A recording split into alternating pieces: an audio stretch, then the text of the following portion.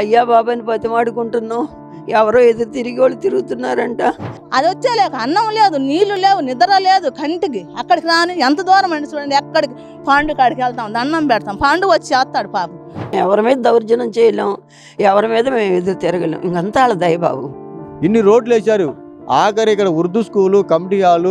ఆ పిల్లనే చూసుకోమా, వచ్చి 6,000తో మేము బతకమా, ఇంకా వెళ్ళి ఎక్కడ నద్దులు కట్టుకోమా.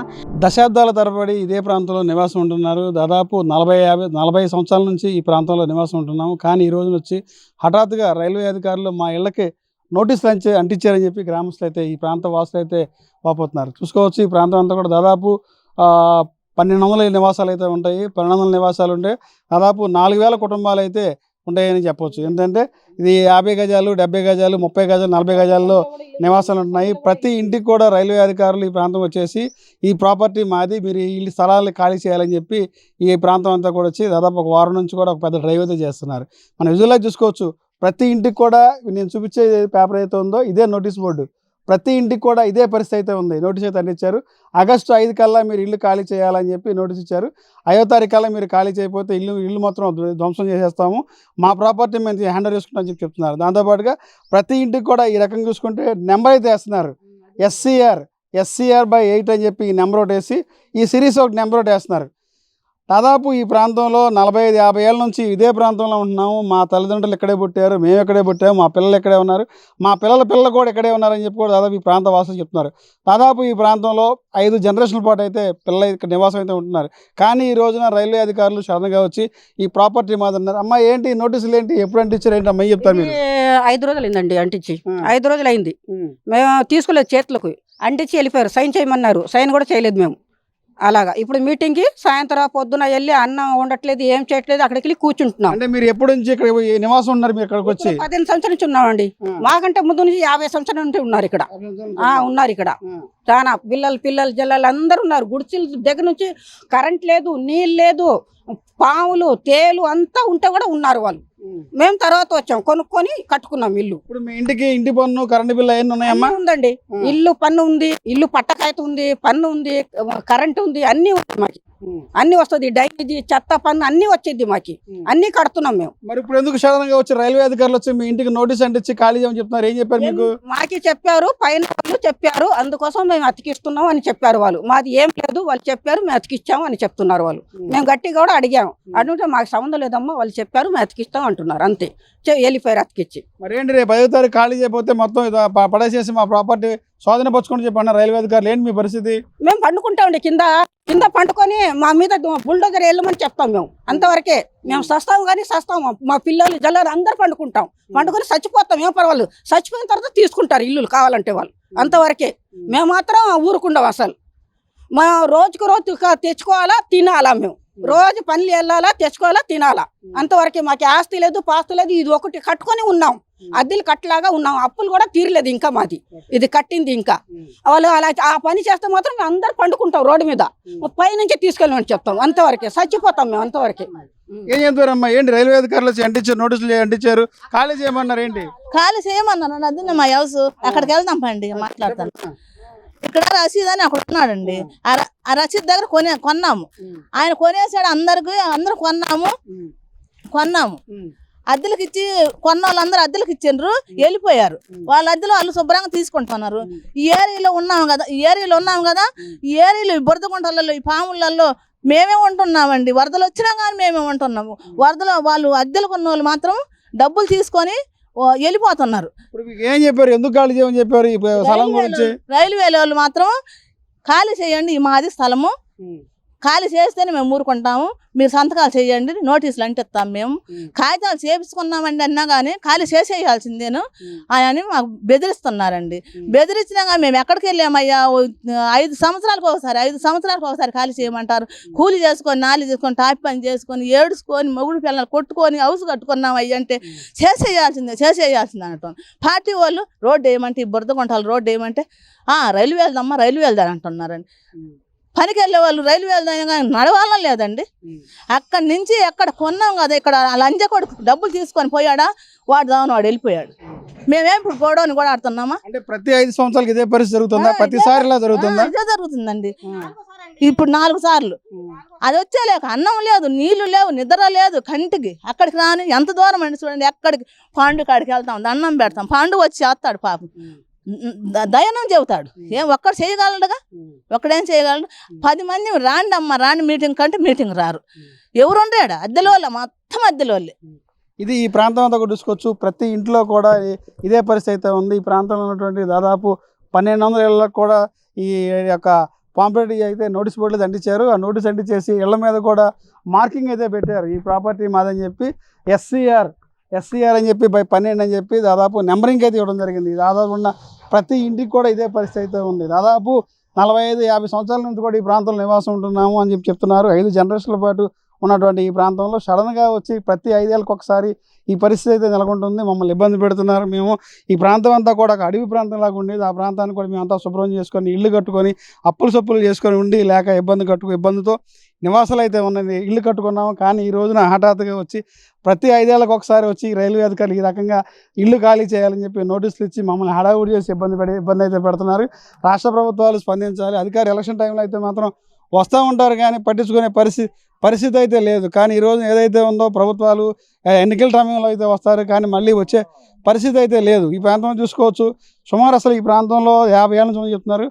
ఏంటి అసలు ఈ ప్రాంతంలో మీరు ఎప్పటి నుంచి ఉంటున్నారు ఇక్కడ, ఎందుకు ఈ ఏరియా వాళ్ళు వచ్చి చేస్తున్నారు? మనం మాట్లాడే ప్రయత్నం చేద్దాం, ఇంట్లోకి వచ్చి చూద్దాం. మనతో పాటు ఒక పెద్ద ఆవిడ ఉన్నారు. అసలు ఏం జరిగింది వాళ్ళ పరిస్థితి ఏంటి తెలుసుకునే ప్రయత్నం చేద్దాం. అమ్మా ఏంటి అసలు మీ పరిస్థితి ఏంటి? ఎప్పటి నుంచి? 40 సంవత్సరాల నుంచి ఉంటున్నాను నాన్న. అన్ని ఇక్కడే తెల్లారిపోయినాయి. ఇంక ఈ టైంలో వచ్చి గబగబా తీసే అంటే మేము ఎక్కడికి వెళ్ళాలి బాబు చెప్పండి? మాకంటూ ఏదన్నా ఒక దారి చూపించాలిగా బాబు. తీసేయండి అంటున్నారు. మేము ఎక్కడికి వెళ్ళగలుగుతాం? ఎక్కడికి వెళ్ళి మేము బతకగలుగుతాం? మీరు చెప్పండి బాబు. ఇప్పుడు మీరు అసలు ఎంతకాలం నుంచి ఏరియాలో ఉన్నారు మీరు? 35-40 సంవత్సరాల నుంచి నాన్న ఇక్కడే ఉంటున్నాము.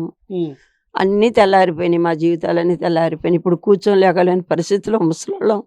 ఎక్కడికి వెళ్ళగలుగుతాం? వెళ్ళిపోండి అని కుక్కలేని తీసుకొస్తాం, అది తీసుకొస్తాం అని ఖాళీ చేసేయాలి అంటున్నారు. మరి 9వ తారీఖులో ఖాళీ చేయడం మీ పరిస్థితి ఎక్కడికి వెళ్తారు కుటుంబంతో బట్టి? బాబు ఎక్కడికి వెళ్ళాలో మాకు అంత పట్టక మేము ఏడుతో ఇంట్లో కూర్చున్నాం. వాళ్ళకి మేము దౌర్జన్యం చేయలేము, వాళ్ళకి దౌర్జన్యం చేసి మేము బతకలేము. రైల్వే వాళ్ళకి ఎదురు తిరగలేము నాయన. వాళ్ళు మా మీద జాలి తెలిసి మమ్మల్ని కాస్త కనికరిస్తే పర్వాలేదు బాబు. వాళ్ళ రైల్వే వాళ్ళ మీద మేము ఎప్పుడు దౌర్జన్యం చేయాలా? వస్తున్నారు, కాగితాలు ఇస్తున్నారు, రాసుకుంటున్నారు, అయ్యా బాబాని బతిమాడుకుంటున్నాం. ఎవరో ఎదురు తిరిగి వాళ్ళు తిరుగుతున్నారంట. మేము వాళ్ళని బతిమాడుకుంటున్నాం బాబు. ఉన్న పళ్ళంగా వెళ్ళిపోమంటే మేము ఎక్కడికి వెళ్తాం అయ్యా?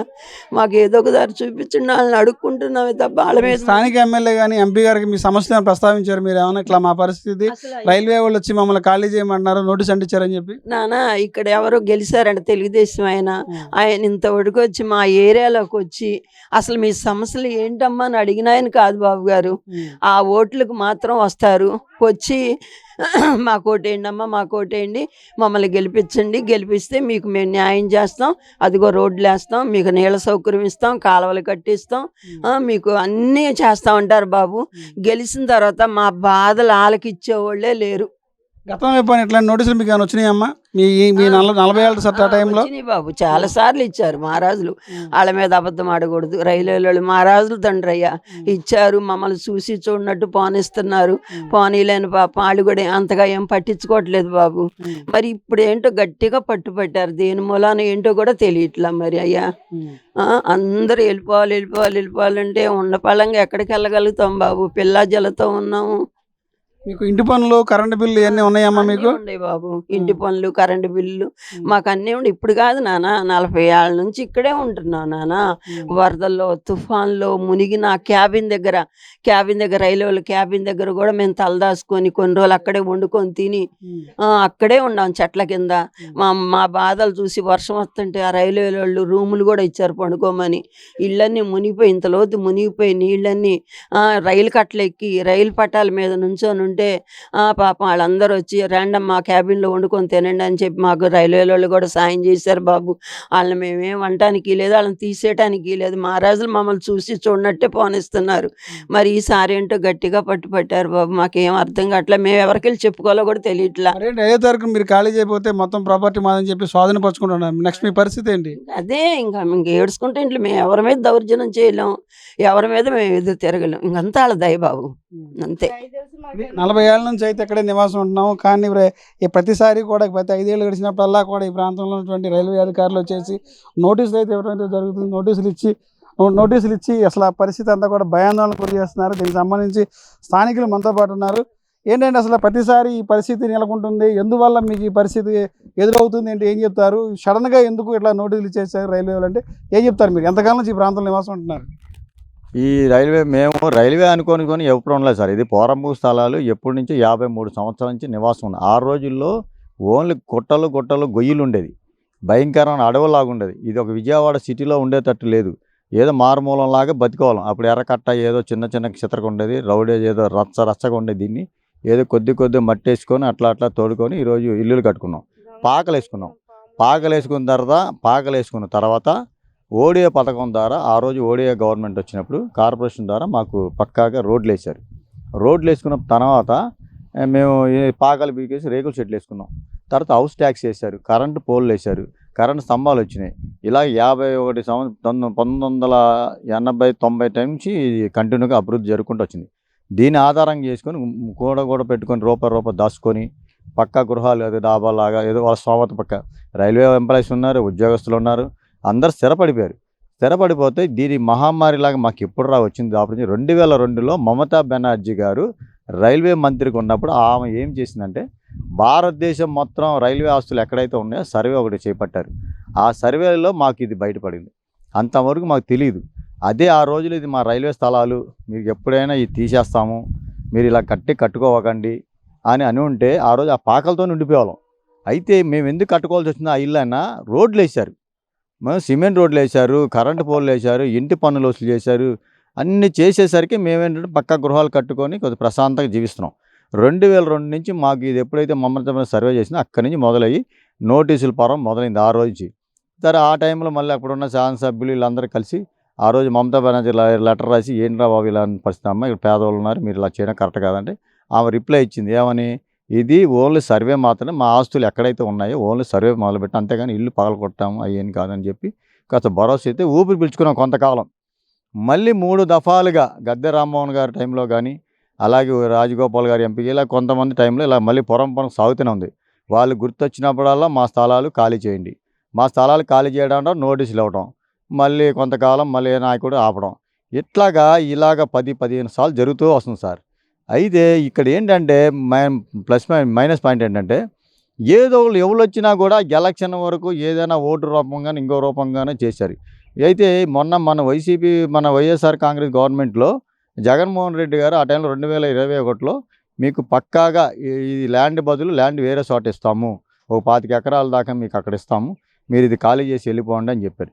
అయితే అంతకుముందు 2014-15లో మేము డిఆర్ఎం గారిని కలిసాం. ఏమని కలిసాము, సార్ మేము ఇక్కడ నివాసం ఉన్నామండి ఇన్ని సంవత్సరాల నుంచి ఎప్పుడు లేదు, ఏంటంటే మాకు పొద్దాకి బాధ అంటే డిఆర్ఎం గారు ఏమన్నారంటే, అమ్మ ఈ స్థలం బదులు మాకు స్థలం వేరే చోట ఉండి మాకు అక్కడ ఇచ్చేస్తే ఈ ల్యాండ్ మీకు వదిలేస్తాం, మాకేం అవసరం లేదు అని చెప్పి క్లియర్ కట్గా అఖిలపక్షంగా అందరి ముందు చెప్పడం జరిగింది, పెద్దల ముందు. ఎవరు మన డిఆర్ఎం గారు. సార్ ఆ భరోసా ఇచ్చారన్న ఉద్దేశం మీద మేము అలా ఉంటే వైసీపీ గవర్నమెంట్ ఇదే తీసుకొచ్చి పెడితే వాళ్ళు ఓకే చేసి 25 ఎకరాలు ల్యాండ్ని డిస్సి ల్యాండ్ మన వాంబే కాలనీలో ఇవ్వడం జరిగింది. అయితే ఏంటంటే ఈ ప్రక్రియ ఎన్డీఏ కూటమి ఏంటంటే ఢిల్లీలో పెద్దల ద్వారా ఇది ఆగిపోయింది. వాళ్ళకైనా తీసుకొని ఉంటే ఈ ల్యాండ్ని మాకు ఈ సమస్య వచ్చేది కాదు. అక్కడి నుంచి మళ్ళీ మొదలు పెట్టేసరికి మళ్ళీ మొన్న 2 సంవత్సరాల క్రితం మళ్ళీ వచ్చారు, మళ్ళీ నోటీసులు ఇచ్చేసి ఈ లైన్ అంతా తీసేయాలని చెప్పి మళ్ళీ అడావుడి చేశారు. మళ్ళీ అప్పుడు ఎంపీ గారి దగ్గరికి వెళ్ళి ఎక్కడ ఉంటే మళ్ళీ ఆయన వెళ్ళి బతిలాడి కాలాలు పట్టుకుని సార్ ఇలా ఉంది పరిస్థితి అంటే ఆయన వచ్చి ప్రస్తుతం మళ్ళీ అంతసేపు ఆపారు. ఇప్పుడు కంటిన్యూషన్గా మళ్ళీ నోటీసు పర్మనెంటు, ఇక మీకు నోటీసులు ఇచ్చేసేది పర్మనెంటు, ఇక ఈ ఫైనల్ ఇన్ఫర్మేషను మీకు చెప్పేదేం లేదు, ఇక మా యాక్షన్ మాకు ఉంటుందని చెప్పి భయం బాధ గురి చేస్తే ఒక్కొక్కళ్ళు టెన్షను. పనికి వెళ్ళిపోతే వెళ్ళాలన్నా వెళ్ళట్లా, ఎన్ని కూలీనాలు చేసుకునేవాళ్ళు, ఇళ్ళకి వెళ్తే పనికి వెళ్ళి పాసి పనులకు వెళ్ళే వాళ్ళు ఎక్కువ, ముఠా పనులు చేసుకునే వాళ్ళు ఎక్కువ, చిన్న చిరుద్యోగులు ఎక్కువ, ఏదో చిన్న చిన్న కంపెనీలు ఎక్కడ దూరం ఉంటారు. ఈ దూరం వెళ్ళిన వాళ్ళు ఇంటికి వస్తే ఏం జరుగుతుందో తెలియట్లేదు. కింద గండంగా ఉంది. ఇక్కడ మనిషి బయటికి వెళ్తే ఏ ఛానల్లో ఏ రైల్వే వాళ్ళు వస్తారో ఏం చేస్తారో అనే భయంతో జనాలు గుక్కిడి బిక్కడం అండి టెన్షన్తో ఉంటున్నారు. ఇక్కడ ఏమవుతుందంటే నలుగురు ఇక్కడ కాపలా ఉంటే ఒక ఇద్దరు పనికి వెళ్ళాల్సి వస్తుంది. అంటే ఇక్కడ ఏం జరుగుతుందంటే వాళ్ళు చెప్పాల్సి వస్తుంది. అలాంటి పరిస్థితి ఇక్కడ ఉంది సార్. ఏంటంటే ఇప్పుడైనా కేంద్ర రాష్ట్ర ప్రభుత్వం కలగ చేసుకొని మాకు ఇక్కడ, ఎందుకంటే ఇన్ని కోట్ల రూపాయలు పెట్టి ఇక్కడ డెవలప్ చేశారు, ఇన్ని రోడ్లు వేశారు, ఆఖరి ఇక్కడ ఉర్దూ స్కూలు, కమిటీ హాలు, మాకు సంబంధించిన ప్రజలకు సంబంధించిన సౌకర్యాలు కల్పించడానికి కళ్యాణ మండపం ఎన్ని కట్టారు. అది కూడా రైల్వే స్థలాల్లోనే ఉన్నాయి. అది ఎందుకని కట్టారు? ఆ టైంలో పోరంబోగు స్థలాల కింద కట్టారు. ఇప్పుడు తీరా అది కూడా తీసేసే పరిస్థితి. దగ్గర 1000 పైచిలుకు ఇల్లులు మొత్తానికి నోటీస్ ఇచ్చి మొత్తం తీసేయాల్సిందని చెప్పేసి. ఈ ప్రాంతంలో మొత్తం ఎన్ని నివాసాలు ఉంటాయి, ఎన్ని ఇళ్ళకి నోటీసులు అంటించారు, ఎంతమందిని ఖాళీ చేయించి చెప్తున్నారు? ఇప్పుడు ప్రజెంట్ అయితే 480 దాకా నోటీసులు అంటించారు సార్. ఇంకా 300-400 దగ్గర 1000 ఇళ్ళకి అంటియాలని చెప్పారు అధికారులు. మరలా ఇల్లు 2-3 సార్లు వచ్చి అంటించే పరిస్థితి. 488 దాకా పక్కా నోటీసులు ఇచ్చేశారు. దగ్గర మన రాజరాజేశ్వరపేట సగం వరకు వెళ్ళింది, ఇంకో సగం ఉంది. ఆ సగం ఇచ్చేస్తే కనుక మొత్తం కంప్లీట్ అయిపోద్ది. దగ్గర 1000 ఇళ్ళు పైన వస్తేనే మా అంచనా. 5 కుటుంబాలు 3-4 వేల మంది ఈజీగా ఉంటారు. పేట అనేది సగం ఖాళీ అయిపోద్ది. ఈ 5వ తారీఖు ఖాళీ చెప్పి మీ పరిస్థితి అండి. 5వ తారీఖు మొత్తంగా మీరు ఖాళీ చేయకపోతే మొత్తం మేము ప్రాపర్టీ హ్యాండ్ ఓవర్ చేసుకుని చెప్పక రైల్వే అధికారి చెప్తున్నా సార్. ఇప్పుడు మేము ప్రజాప్రతినిధులు ఎన్నుకున్నాం కదా సార్. ఎంపీ పార్లమెంట్ సభ్యులు ఉన్నారు. ఇప్పుడు పార్లమెంట్ సభ్యులు దేనికి పెట్టుకున్నాం? ఎంపీ అనేది ప్రజలకు సంబంధించిన వ్యక్తిగా మా తరపున మాట్లాడటాకే కదా ఆయన ఎంపీ గెలిపించింది. మరి ఆయన రైల్వే శాఖలో కీలకంగా ఉన్నారు. మరి మాకు మేము ఎలా బ్రతకాలి, మేము ఎలా ఉండాలని సమాధానం చెప్పాల్సింది ఇక్కడ ఉన్న లోకల్ ఎంపీ గారు, అలాగే స్థానికంగా ఉన్న ఎమ్మెల్యే గారు. ఎందుకంటే మేము ఓట్లు వేసాం. ఏమని వేసాం ఆ రోజు? మీకు రైల్వే స్థలాల్లో ఇల్లు తీయడానికి వీల్లేదు, మేము ఉన్నాము, తక్షణమే మీకు పట్టాలు ఇప్పిస్తాము, సంబంధిత రైల్వే అధికారులతో మేము మాట్లాడతాం, ఢిల్లీలో మేము నడుపుతాము, మీకు ఇక్కడ ఉండదు, ప్రశాంతం పడుకోండి, హ్యాపీగా ఇల్లు కట్టుకుని ఇదిగా ఉండండి అని భరోసా ఇచ్చారు వాళ్ళు. ఇప్పుడు భరోసా ఇచ్చేసి వాళ్ళే తీసేస్తానంటే అట్ట కుదిరిది. అందుకే దీని మీద ప్రజలు కూడా బాగా రియాక్షన్ అయ్యి దాని మీద మేము పోరాటం చేసి అవసరమైతే మేము కఠినంగానే దేనికైనా సిద్ధంగా మేము ఉంటాం. తెలియదు. ఇప్పుడు ఈ నోటీసులు అంటించారు, ఇంత హడావుడి జరుగుతుంది. మీ స్థానిక ఎమ్మెల్యే కలిసి సమస్య చెప్పడం జరిగిందా మీరు? ఆల్రెడీ మా ప్రాంతంలో కొంతమంది మహిళలు హోటాహుటిన ఆయన ఆఫీస్కి వెళ్ళారు. ఏంటండి ఇలా జరుగుతుందని చెప్పి. ఇప్పుడు వాళ్ళు తెలిసి కంగారు, వెళ్ళిపోవాలి మీరు అని చెప్పి రైల్వే అధికారి బెదిరించేసరికి ఆ బెదిరింపు తట్టుకోలేక 30-40 మంది ఆఫీస్కి వెళ్తే అక్కడ ఉన్న లోకల్గా ఎమ్మెల్యే గారు, పిఏ గారేమో ఏంటమ్మా ఏంటంటే 700 కుటుంబాలు 800 కుటుంబాలు అంటున్నారు, మీరేంటి 30 మంది వచ్చారు, అంతమంది రాలేదండి మాట్లాడటం. అదేమంటే నాకు చెప్పండి, నేనే ఎమ్మెల్యే. అలా కాదు సార్, ఎమ్మెల్యే గారు కలుద్దాం అంటే ఎమ్మెల్యే నేనేనమ్మా, ఆయన అక్కడ ఉన్నా ఒకటే నేనున్నా ఒకటే అని హవహేళన మాట్లాడి ఇక్కడ రకరకాలుగా ఉండి మేము వస్తాంలే, చూస్తాంలే, ఎన్ని ఉన్నా మేము రాసుకుంటాంలే అని వ్యవహారం అయితే. ఇప్పుడు వెళ్ళిన వాళ్ళు ఈ బిక్కమోహం వేసుకొని పాపం ఏం చేయలేదు, ఏం తోచులో ఎమ్మెల్యే ఆఫీస్ నుంచి వచ్చారు. మళ్ళీ ఆ రోజు వాళ్ళ అబ్బాయి కానీ వాళ్ళ అమ్మాయిలు అందరూ వచ్చినప్పుడు ఏమని చెప్పారు? మేము ఎందుకు పక్కాగా మేము ఇక్కడ ఉండేటట్టు చేస్తాము, మీకు పట్టాలు ఇస్తాము అని చెప్పినప్పుడు ఆ మాట నిలబెట్టుకొని కనీసం ఎమ్మెల్యే అనే వ్యక్తి ఒక్కసారి కూడా అసలు రాజరాజపేట ఆయనకు తెలుసో లేదో తెలియట్లేదు. అలాంటి పరిస్థితి ఉంది మా డివిజను. ఎలాగుందంటే ఏదో ఓట్ల వరకు అమ్మ మీకు ఎందుకు ఇదంతా ఇదైపోద్ది ఆ జనాలు కనపడటం చేయటం ఏదో ఇలాగ చెయ్యి ఊపేసి చేసేసరికి జనాలు ఏమనుకుంటే ఆయన మంచి వ్యక్తి బాగా పనిచేస్తాడని జనాలు ఓట్లేశారు. తేరుతో ఇప్పటి వరకు 7 నెలలకో 2 నెలలకో వచ్చి కనపడుతున్నాడు. దీనివల్ల ఏంటంటే ప్రజలు కూడా ఎవరికి చెప్పుకోలేని పరిస్థితి అయిపోతుంది. టెన్షన్ లాగా ఉంది. ఇప్పుడు మన లోకల్ ఎమ్మెల్యే కదా, ఆయన మంచివాడు, ఏదో కేంద్రంలో చేసి ఉన్నాడు, ఆయన పట్టుకుంటే మాకు అన్ని పనులు అయిపోతాయి, మన పట్టాలు వచ్చేస్తాయని చెప్పి ఒక భరోసా ఉంటే ఆయన చూస్తేనేమో ఈ రకంగా ఇచ్చేస్తాం. ఏంటి మీరు ఎప్పటి నుంచి ఉన్నారు ఈ నివాసం ఈ ప్రాంతంలో? రైల్వే వాళ్ళు మిమ్మల్ని ఖాళీ చేయమన్నారు, ఏంటి మీ పరిస్థితి? మేము 40 సంవత్సరాల నుంచి ఇక్కడ ఉంటున్నాం సార్. మాకు మొన్న వచ్చి ఈ కాగితాలు ఇచ్చారు, మాకు ఇచ్చారు. ఇచ్చి రేపు 5వ తారీఖు కల్లా ఖాళీ చేసేయమని అంటున్నారు. మాకు పెనకం ముందు ఎవరు లేరు సార్. మా భర్తకు ఉన్నాడంటే ఆయన వికలాంగులు, మాకు వికలాంగ పెన్షనే వస్తుంది. మేము వెళ్ళి వేరే అద్దెలు కూడా కట్టుకోలేము. నాకు 2 కొడుకులు కూడాను. ఒక అతను భార్య గురించి గొడవ ఊరేసుకొని చనిపోయాడు, 2వ కొడుకు మొన్న వరదల్లో పోయాడు. మాకు కొడుకులన్నా ఉంటే ఏదో ఎక్కడోసారి అద్దెకుంటే వయసు పిల్లలు వాళ్ళు పెంచుతారు అంటాకైనా ఉండేది. మాకు ఎవ్వరూ లేరు. వెనక ముందు ఆడపిల్ల ఉంది, అమ్మాయి పెళ్ళిడికి వచ్చిన పిల్ల. ఆ పిల్లనే చూసుకోమా, వచ్చి 6,000తో మేము బతకమా, ఇంకా వెళ్ళి అక్కడ నద్దెలు కట్టుకోమా? ఆ ఉన్నదే మా ఇల్లు కూడా చూడండి సార్, పాడుపడ్డట్టు చేతయ్యి అలాగే బతుకుతున్నాము. ఇప్పుడు వచ్చి వాళ్ళు ఖాళీ చేసేయమంటే మేము ఎక్కడికి వెళ్ళిపోతాం సార్? కరెంటు కట్ చేస్తారు, పంపులు తీసేస్తారు అని అంటున్నారు. మరి అధికారులు ఉన్నారు, ఇప్పుడున్న అధికారులే కదా మాకు ఏదన్నా న్యాయం చేయాలి.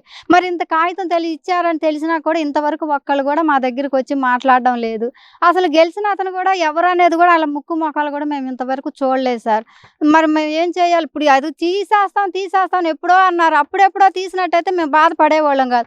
అప్పుడు మా పిల్లలు బతుకున్నారు, మగ పిల్లలు మాకు ఏదన్నా అండా ఉండాలంట. ఇప్పుడు వాళ్ళు కూడా లేరు.